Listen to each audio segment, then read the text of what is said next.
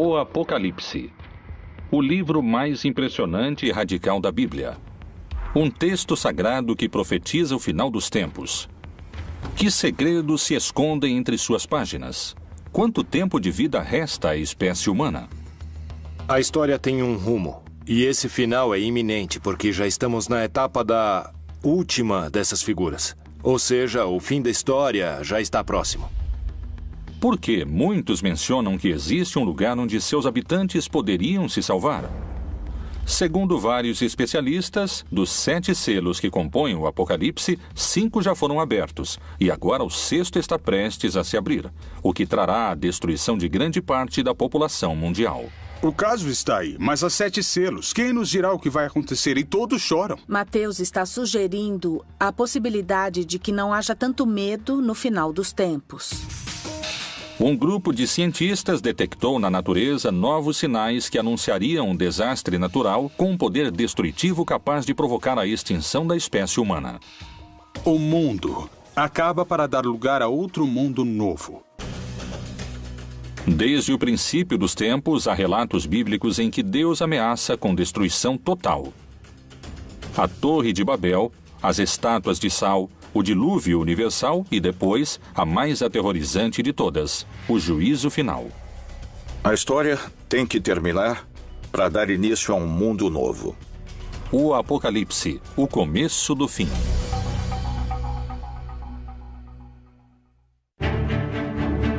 Ao longo da história, a ideia do fim do mundo provocou numerosas teorias. Algumas inspiraram esperança. Outras até provocaram suicídios em massa. Várias reavivaram o histórico enfrentamento entre a fé e a ciência. Mas, de modo geral, todas previram um final que nunca chegou. No entanto, hoje, vários cientistas e estudiosos da Bíblia consideram a possibilidade de que o fim do mundo esteja próximo.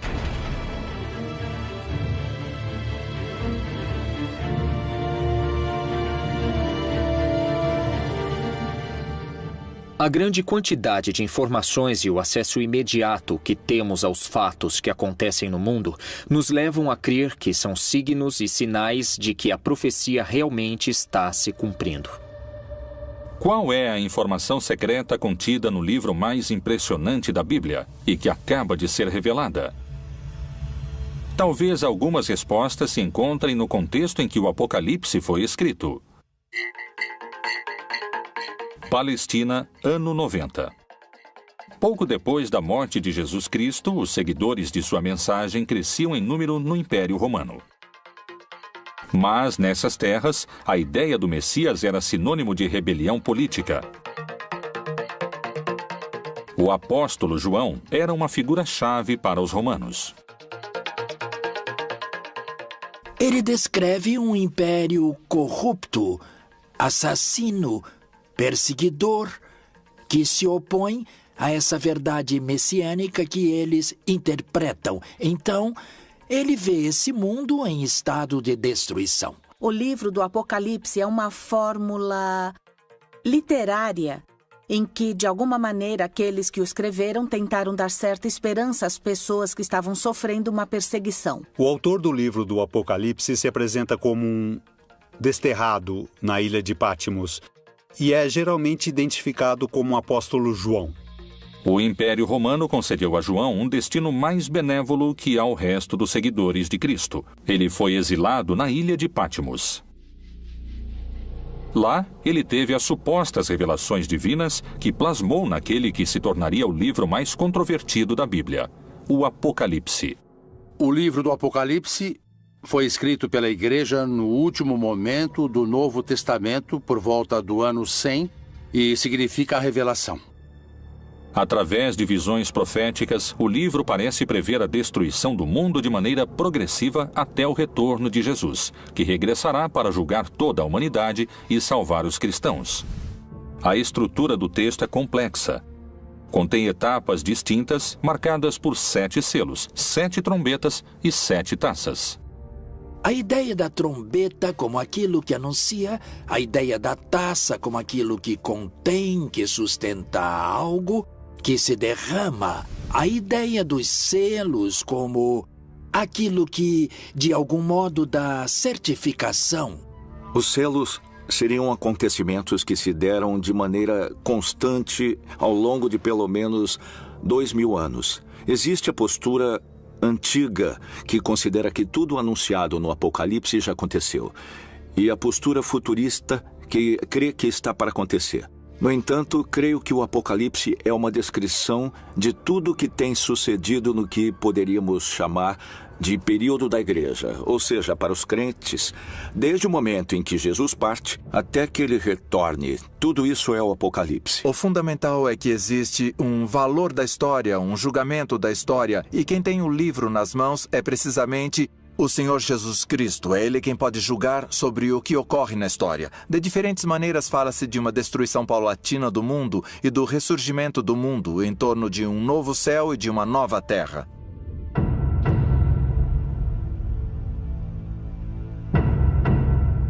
Até hoje, esse texto complexo tem suscitado todo tipo de interpretações. Uma das hipóteses é que nos encontramos na fase final do Apocalipse. É a etapa chamada Grande Tribulação.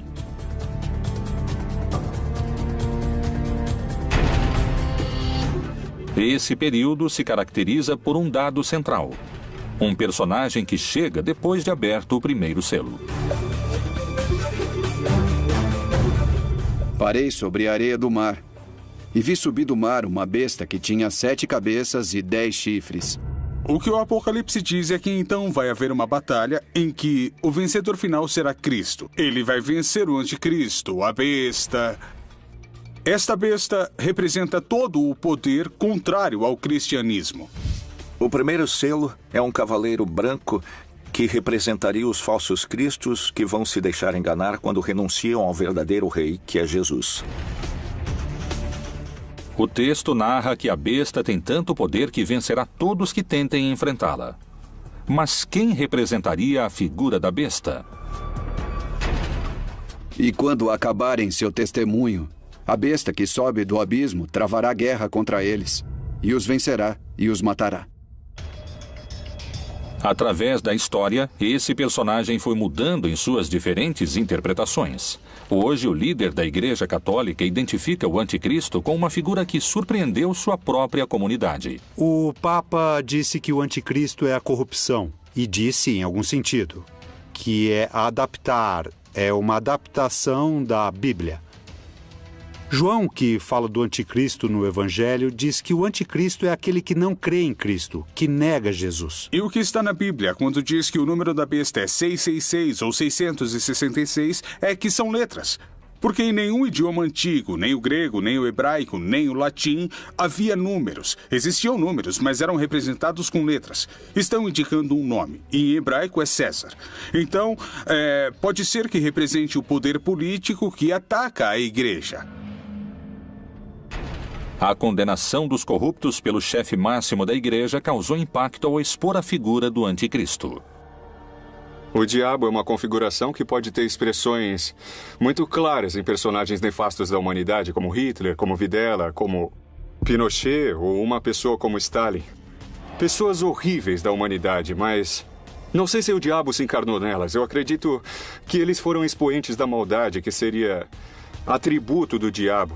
Mas creio que nos equivocamos e que o pior da maldade é exercida por seres humanos. Por trás de tudo isso, há homens e mulheres que a exercem. Então, aí, podemos identificar os anticristos que existem nesse sentido. Segundo a tradição cristã, se acreditamos no anticristo na Terra, poderíamos afirmar que o primeiro selo já foi aberto.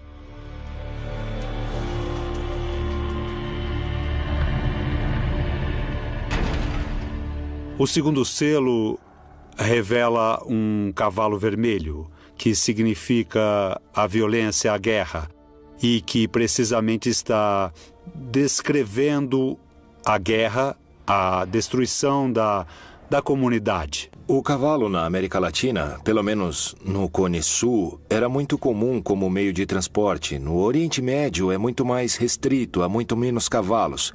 Era um símbolo da realeza, de poder, da beleza, muitas vezes ligado também a forças negativas, forças poderosas que têm a ver, às vezes, com o orgulho divino frente à vontade de Deus. O Apocalipse fala de uma realidade permanente. A violência entre os humanos vem desde o Gênesis, desde o capítulo 3, quando Adão e Eva discutem quem foi o culpado. Desde então se instaura a violência. Não há época em que não exista violência entre os humanos, morte e destruição. Se levarmos em conta que as duas guerras mundiais do século XX fizeram mais de 80 milhões de vítimas, é evidente, não podemos deixar de concluir que o segundo selo já foi aberto. O terceiro selo trata da fome. Uma pessoa em cada 9, 13% da população mundial, passa fome, segundo dados do último relatório da ONU.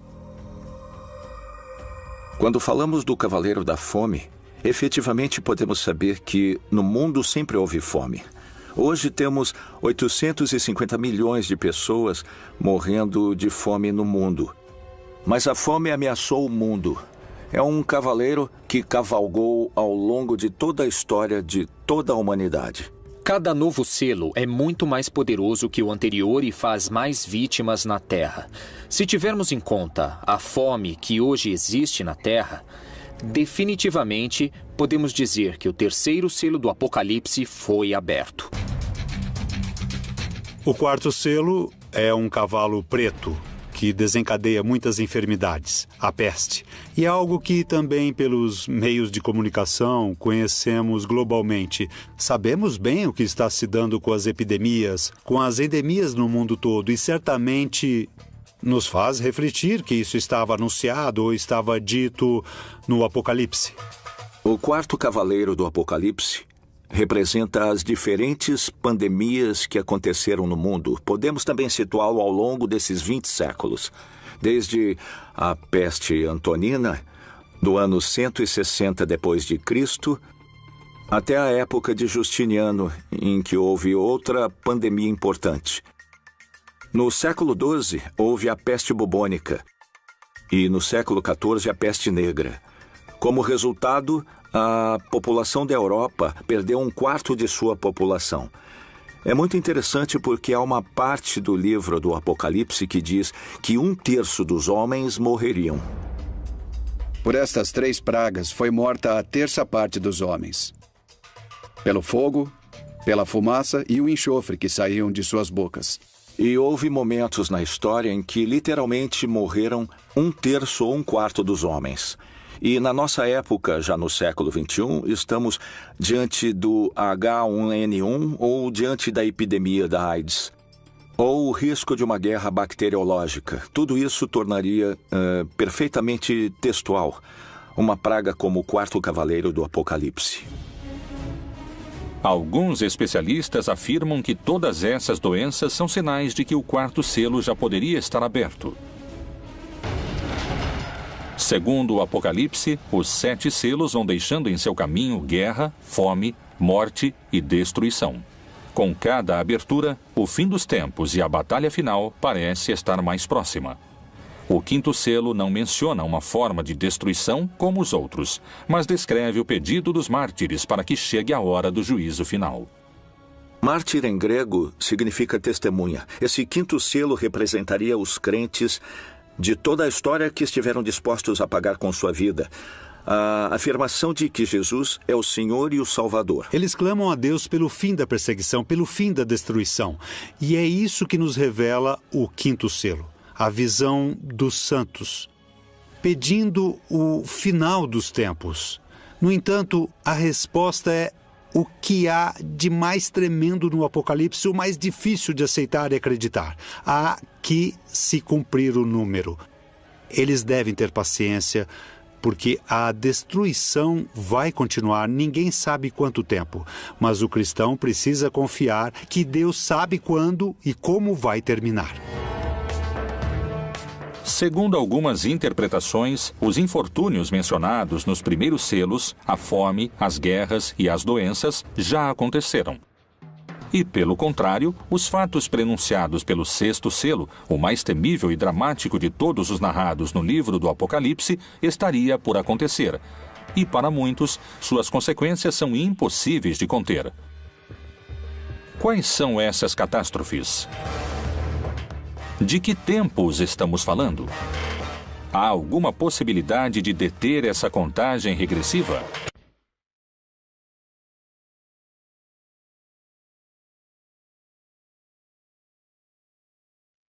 O Apocalipse, o livro mais misterioso da Bíblia. Supõe-se que foi escrito pelo apóstolo João com símbolos e mensagens ocultos para não cair nas mãos dos romanos, que o teriam destruído. Não queriam que a palavra de Jesus e seu movimento contra o império prosperassem. O mistério das 7 estrelas que viste na minha destra e dos 7 castiçais de ouro. As 7 estrelas são os anjos das 7 igrejas, e os 7 castiçais que viste são as 7 igrejas.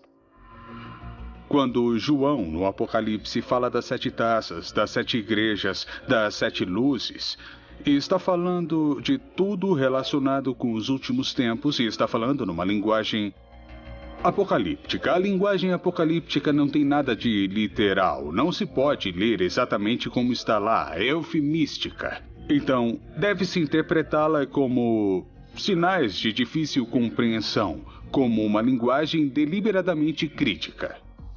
O número 7 representa um ciclo, assim como a semana. Se falamos das 7 igrejas ou dos 7 anjos. Mas também pode ter aspecto negativo se falamos do dragão, que é o diabo com 7 cabeças, ou da grande Babilônia, que está sentada sobre 7 montes. João visualizou bestas, monstros e enormes catástrofes naturais que destruiriam o mundo. No entanto, também descreveu um lugar que será salvo. E eu, João, vi a santa cidade, a nova Jerusalém, que de Deus descia do céu, adereçada, como uma esposa ataviada para o seu marido. Portanto, a chave para entender o Apocalipse é ver na Nova Jerusalém o novo povo de Deus. Diz que é dourado ou que é de ouro, porque o ouro no Apocalipse representa o caráter de Deus. Os crentes no final estarão tão cheios de amor, uns pelos outros, tão cheios de amor a Deus, que isso é descrito como uma cidade dourada. O Apocalipse fala de uma nova Jerusalém. Quando o Apocalipse foi escrito, ou pelo menos quando foi editado, a cidade de Jerusalém já havia sido destruída. Estava em ruínas. Quem são esses eleitos mencionados no texto sagrado? Como é o povo que se salvaria do fim anunciado pelo Apocalipse? Poderia existir no mundo um lugar com essas características? Michoacán, México. A quase 700 quilômetros ao sul do Distrito Federal, na chamada Terra Quente do estado, encontra-se Nova Jerusalém. Essa localidade é ao mesmo tempo uma cidade e uma comunidade religiosa. Seus habitantes têm uma interpretação particular do Apocalipse. Aqui no México temos um estado que se chama Michoacán, onde um sacerdote, o padre Nabor, por volta de 1973, iniciou um movimento para que seus paroquianos fossem viver em comunidade. Em Nova Jerusalém há um povo muito crente que acredita que com suas rezas vão salvar o mundo.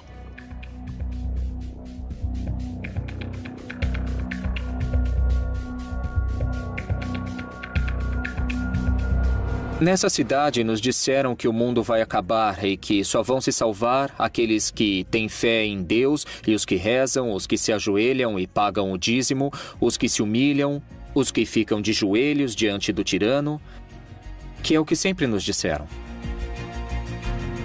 Como começou essa ideologia que hoje define a vida cotidiana de cerca de 2.500 pessoas?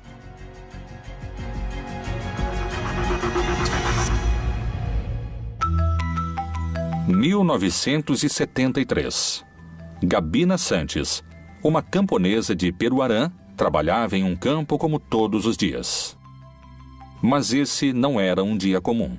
Aconteceria algo que marcaria o destino de toda uma cidade. Em 9 de junho, de manhã, dizem que a Virgem apareceu para uma senhora dentro desse espaço em que hoje está situada em Nova Jerusalém. E que lhe deu uma mensagem. A mensagem era que ela dissesse ao mundo para fazer penitência e que tivessem fé no Santo Rosário, porque o mundo estava perdido, que a humanidade estava perdida, até aquele momento. A construção da cidade aconteceu com a fé na aparição da Virgem. E depois começaram a vir, primeiramente, os habitantes vizinhos daqui. E nessas peregrinações, alguns resolveram morar aqui. A Virgem, quando pediu ou indicou como se formaria uma comunidade ou uma cidade, ela disse como queria a comunidade. Pediu que fizesse uma cidade, mas disse que queria um lugar pobre e simples, onde ela pudesse recolher acolher seus filhos que fossem vê-la. Queria pessoas simples, pessoas de coração puro, capazes de uma entrega limpa. E indicou que tinham que fazer um lugar diferente de qualquer outro para salvar o mundo. A primeira mensageira e o primeiro líder espiritual morreram há alguns anos. Assim, o dom de receber as supostas mensagens e a liderança dentro dessa comunidade coube a outras pessoas. Hoje, se supõe que uma mulher é a encarregada de se comunicar com a Virgem e existe um líder que determina os destinos da cidade. As regras são muito rígidas. Nós somos fiéis à Virgem do Rosário. Acreditamos nela, acreditamos na sua aparição, acreditamos na maior parte das mensagens que transmitiu do ano de 73 ao ano de 81. A devoção a ela se dá em primeiro lugar com o Rosário. Rezar o Rosário, levá-lo consigo, é dessa maneira que se dá essa devoção. As condutas proibidas em Nova Jerusalém são, basicamente, não usar tecnologia, como telefones celulares, internet, redes sociais. Em termos de roupas, para as mulheres, não usar decotes nem minissaias. E rezar diariamente, 2 vezes por dia, 3 vezes por dia, pagar o dízimo. Está proibido o namoro, está proibido a educação laica, está proibido o futebol. Ou seja, basicamente as crianças não têm nenhum tipo de distração e passam o dia inteiro rezando. Desde os primeiros séculos e na Idade Média houve grupos que trataram de fundar comunidades onde se estabelecesse a Nova Jerusalém. E especialmente quando a América foi descoberta, vários grupos puritanos, incluindo alguns seguidores de Colombo e o próprio Colombo em seu livro de profecias, achavam que haviam chegado a um lugar onde a Nova Jerusalém seria estabelecida. Então a Nova Jerusalém, em vários lugares da América Latina, representa a Nova Israel, ou seja, os crentes judeus e não judeus do mundo todo, que no final dos tempos serão um conjunto de seres humanos que adquiriram um caráter parecido ao de Deus e, portanto, é representada com ouro como uma cidade resplandecente, porque sua natureza é uma natureza sublime. Poderia a cidade Nova Jerusalém ser o único lugar isento da destruição global do Apocalipse anunciada no 6º selo? Talvez só o tempo tenha a resposta. E quais são os desastres descritos no 6º selo do Apocalipse? Fala de cataclismos e de fenômenos naturais, que também são destrutivos para a comunidade perseguida, mas que refletem de modo mais direto que é Deus quem controla a história, porque é Ele que, nesse caso, desencadeia os fenômenos naturais. Nos 4 primeiros cavaleiros, quem os desencadeia são os inimigos, mas nesse caso é Deus mesmo quem controla a natureza. Em toda a Terra vai haver um grande terremoto que dará origem ao começo desse cataclismo apocalíptico que marcará a diferença entre o fim dessa época, ou éon, e o novo éon, ou a vida eterna. Uma das teorias sobre Nova Jerusalém indicaria que essa comunidade também seria protegida desse último selo. Ela tem características geológicas em seu subterrâneo, onde se juntam placas de cobre, ferro e metais, que tornam a terra mais forte para resistir a um tremor. Possíveis coincidências se ocultam entre os textos do Apocalipse. Será a natureza quem definirá o final dos tempos? Que segredos se escondem entre suas páginas em relação a terremotos e vulcões? A interpretação de vários estudiosos da Bíblia sugere um cenário dramático na etapa mais destrutiva, que profetiza uma devastação planetária. O que é o Anel de Fogo? Por que alguns cientistas afirmam que nele poderia se desencadear uma destruição maciça e que coincide com a descrição do sexto selo? O significado do Anel de Fogo, que basicamente rodeia todas as costas pacíficas do Oceano Pacífico, é a colisão das placas. Nessas zonas de colisão de placas continentais e placas oceânicas ocorrem fenômenos vulcânicos e sísmicos. Isso coincide basicamente com o Cinturão de Fogo, o Anel de Fogo do Pacífico. De que modo estão mencionadas no livro do Apocalipse as consequências do sexto selo? Mas quanto aos covardes, aos incrédulos, aos abomináveis e aos homicidas, e aos que se prostituem, e aos feiticeiros, e aos idólatras, e a todos os mentirosos, a sua parte será no lago que arde com fogo e enxofre, o que é a segunda morte. Do ponto de vista geológico e astronômico, os fenômenos são basicamente a extinção do Sol. O Sol vai passar a ser um gigante vermelho, aumentará significativamente de volume e absorverá nesse crescimento tanto Mercúrio quanto Marte. A proximidade do Sol fará com que o planeta se aqueça muitíssimo e, nesse momento, desaparecerá a vida. E havendo aberto o sexto selo, olhei, e eis que houve um grande tremor de terra. Quando se abre o sexto selo do Apocalipse, ocorrem os terremotos. Aqui, a palavra é literal. Não existe outra definição, nem explicação, nem nenhum tipo de erro de tradução. O reaquecimento poderia estar simbolizado pelo fogo, mas parece que esse não é o único desastre natural possível. A mensagem da Virgem de Nova Jerusalém anuncia que o final também poderá chegar através de grandes terremotos. Qual é a visão dos cientistas? Tal como o Anel de Fogo, também existe um risco maior de terremotos na América Latina? Equador, 31 de janeiro de 1906. Magnitude 8.8. Chile, 22 de maio de 1960. Magnitude 9.5. Foi o terremoto mais violento de que se tem registro. 4.000 pessoas morreram e cerca de 2 milhões perderam seu lar.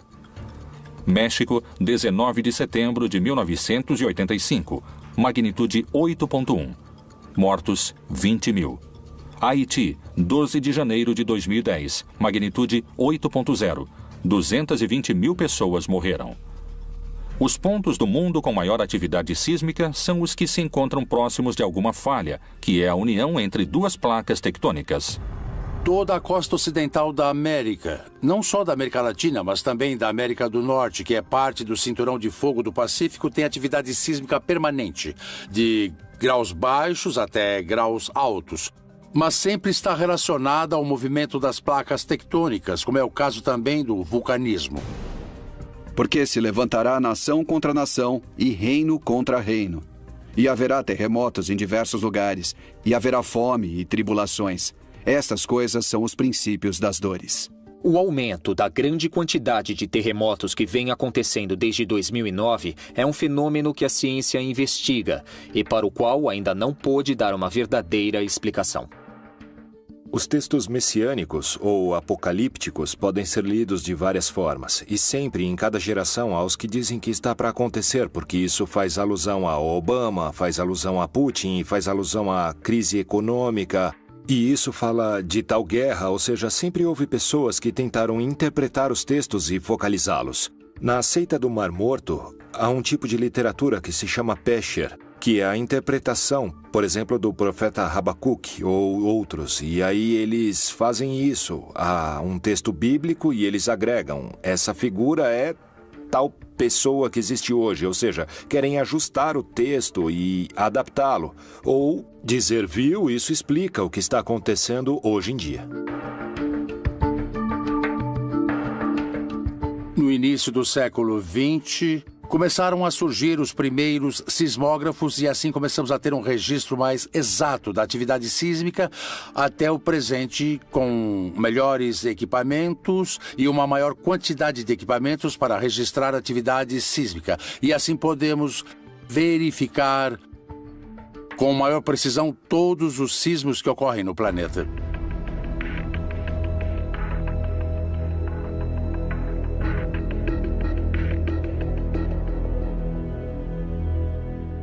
O sexto selo do Apocalipse descreve um grande terremoto e também a ideia de que os céus se revolveram como se formando um rolo. Agora, é claro, toda a descrição desse selo é feita com as palavras da cosmogonia antiga. Os mais céticos afirmam que faltam muitos anos para o fim do mundo. Esse é um fenômeno que não ocorrerá em menos de 4 a 5 bilhões de anos. Para outros, a destruição global através de vulcões e terremotos é iminente. A essência desses símbolos continua sendo vigente, na ideia de que a história tem de terminar para dar início a um mundo novo. Vários intérpretes concordam com a análise de alguns cientistas. Vivemos em tempos apocalípticos e o fim do mundo pode começar a qualquer momento. Vamos assistir a um final do mundo dos tempos bastante forte e muito caótico. O sol, a lua, as estrelas vão cair. E Jesus irá se estabelecer na terra e vai separar os que o seguiram dos que não o seguiram. Qual é a evidência que confirmaria o possível retorno de Jesus antes do fim dos tempos? Talvez a resposta se encontre em outros livros da Bíblia.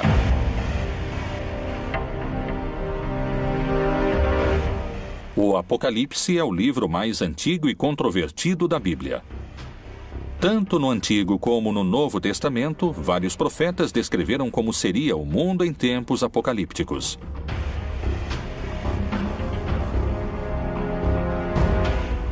E este evangelho do reino será pregado em todo o mundo, em testemunho a todas as nações. E então virá o fim.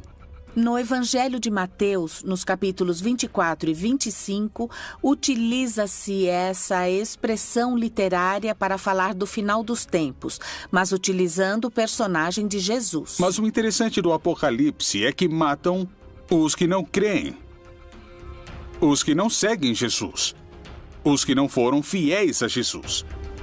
O povo cristão não deveria ter medo de ler o Apocalipse, porque é para aqueles que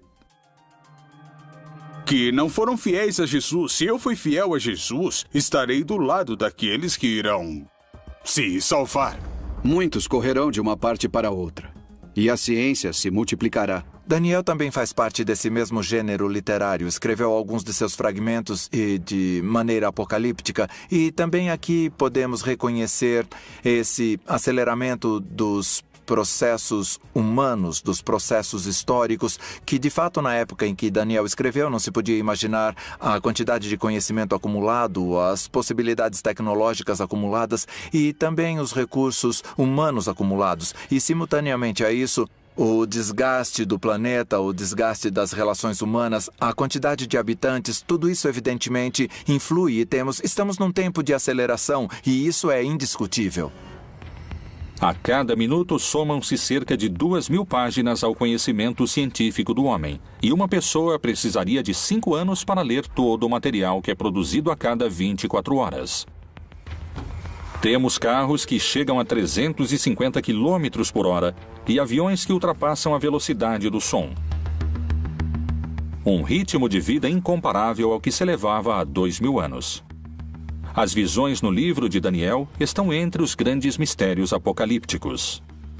São símbolos de que a sociedade humana em sua história chegará a um ponto tão instável que ela própria vai desmoronar. Tudo isso está simbolizado por um cataclismo como acontece em toda a literatura apocalíptica. O julgamento da história é um elemento no qual crê o cristianismo. Nós o chamamos de parúsia. É a vinda do Senhor Jesus no final dos tempos como juiz da história e da vida de todos os seres humanos. É verdade que nosso momento histórico tem uma peculiar consciência da decadência da história humana.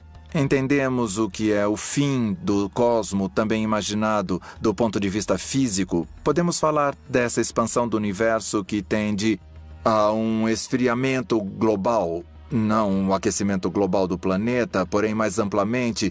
E podemos imaginar, sabemos que a Terra, nosso lugar onde desenvolvemos a história, é decadente. Havia 3 visões básicas do fim da história. Uma visão que se chama utópica, que chegará ao fim dos tempos e o cordeiro viverá com o lobo, e a criança brincará com a serpente, e a destruição cessará, ou seja, uma visão idílica da paz universal.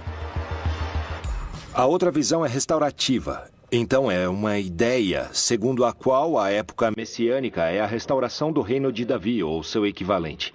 Ou seja, uma época em que Israel viverá em paz com seu próprio estado, um estado poderoso. A terceira visão é que é uma visão catastrófica. Crê que antes do final da história e da paz, haverá uma época terrível de guerras, de lutas, que tem um valor simbólico no mundo ocidental, o Armagedon, que usa como término da luta final. Mas em hebraico é Ar-Megido, o Monte Megido, um lugar que fica ao norte de Israel. Pode-se estar no meio do Armagedon e ver esse lugar, que é uma cidade que teve uma grande história na época bíblica, a cidade de Megido. Então, nessa visão, antes que venha o bem e a paz, haverá uma época terrível de sofrimento, de guerra, de lutas. Além da referência precisa no 6º selo, há outra citação bíblica que menciona luas de sangue como um sinal do fim. O sol se converterá em trevas e a lua em sangue, antes de chegar o grande e glorioso dia do Senhor. Lucas, no livro dos Atos dos Apóstolos, fala de uma lua vermelha. No entanto, se refere ao Antigo Testamento, algo que está anunciado no Antigo Testamento. Pois em muitos livros do Antigo Testamento fala-se do fim, sobretudo da vingança de Deus ou do dia de Yahvé, em termos apocalípticos. E esse gênero literário utiliza imagens cósmicas tremendistas. Sem dúvida, cria uma imagem que havia no Antigo Testamento para simbolizar algo catastrófico, uma intervenção de Deus especial. Alguns se baseiam em dados científicos. Outros na fé e em sua própria interpretação desses textos sagrados. Muitos afirmam que estamos a caminho de abrir o 7º selo e que começou a contagem regressiva. O que ninguém sabe é se o mundo acabará em milhares de anos ou em poucos minutos.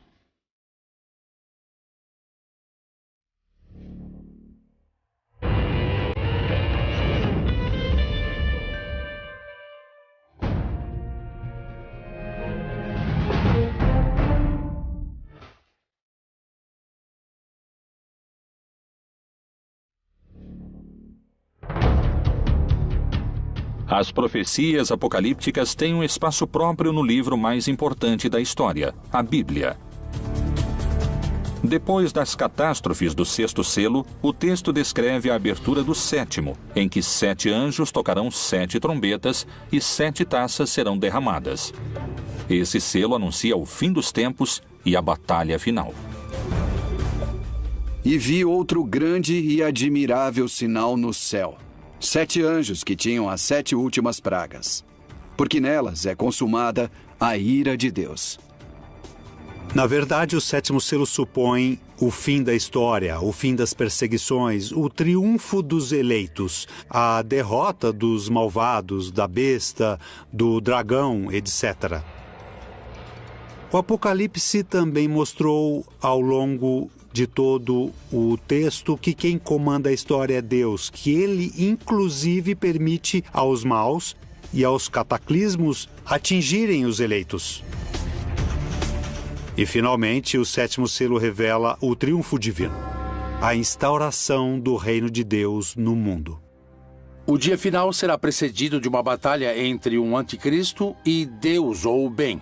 O que o texto está dizendo é que há um momento final da história em que o bem vence, e vence de uma maneira definitiva, e que Jesus, que venceu a morte, voltará numa manifestação gloriosa. Isso se chama parúzia, a segunda vinda de Jesus. É um dia de júbilo, de vitória para aqueles que creem em Jesus. O texto diz que esses horrores vão terminar e que haverá um juízo final no qual serão castigados todos os opressores, ou seja, todos aqueles que nos fazem sofrer e que finalmente serão castigados porque finalmente triunfará a libertação.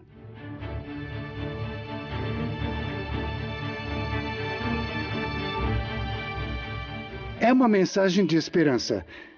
Mais tarde, a igreja transmitiu isso como se fosse uma revelação sobre o que vai acontecer depois da morte, que haverá um juízo final sobre todos, ok? Então isso já é uma interpretação feita pela igreja que faz parte do seu projeto de dominação. O Apocalipse não é um livro histórico. Não é um livro do futuro, não é como uma bola de cristal que revela o futuro. É um gênero literário, escrito no gênero literário judaico-apocalíptico. A atmosfera se torna de terror quando o Apocalipse é citado hoje. Não é sobre o futuro. Quem escreveu o livro não estava pensando no fim do mundo, nem no futuro. Estava pensando no presente. Existiria o povo eleito que poderia se salvar do fim do mundo? Seria possível minimizar as consequências das catástrofes naturais?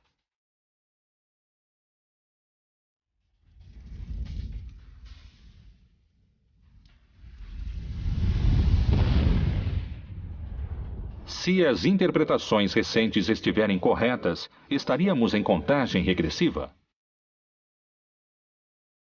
Seria preciso um milagre para nos salvar? O Apocalipse seria o melhor roteiro de um filme de ficção ou a advertência de um final anunciado?